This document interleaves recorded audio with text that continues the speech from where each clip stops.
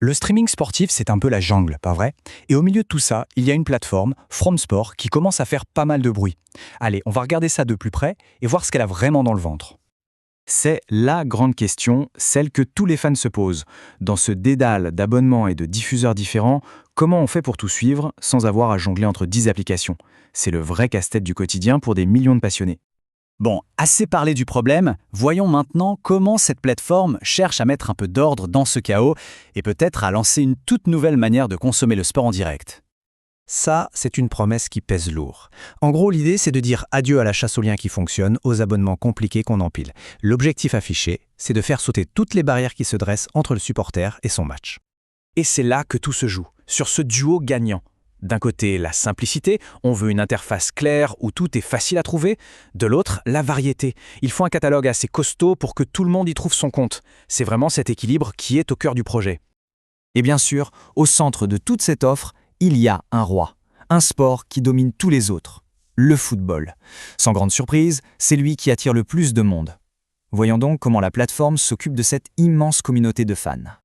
Et attention, l'offre est sérieuse. On ne parle pas de championnat de seconde zone, non, on parle du top, la Ligue 1, la première ligue anglaise, et bien sûr la reine des compétitions, la Ligue des champions.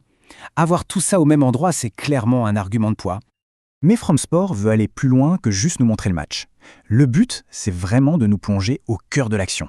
Avec des stats qui s'affichent en direct, des commentaires qui s'adaptent, on passe d'un visionnage un peu passif à une expérience beaucoup plus riche et interactive. Ok, le foot c'est bien beau, mais les autres sports alors? Une bonne plateforme se doit de penser à tout le monde. Alors comment sont traités les autres sports majeurs? Est-ce que les fans de rugby ou de basket sont aussi bien servis? Et la réponse, c'est oui. La diversité est bien là. Pour les amoureux du ballon ovale, on retrouve l'ambiance et l'intensité du top 14 ou du tournoi Destination. Pour les fans de basket, la couverture des grandes ligues comme la NBA est assurée. Bref, chaque sport a droit à son heure de gloire. Maintenant, changeons un peu d'angle. On a vu le quoi, c'est-à-dire le contenu, parlons du comment.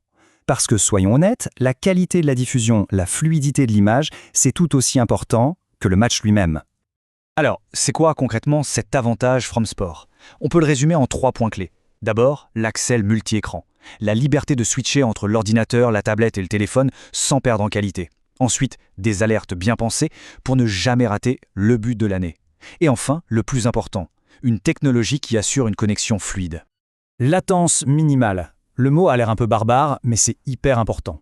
En clair, ça veut dire que l'image qu'on voit est quasiment synchronisée avec l'action réelle sur le terrain.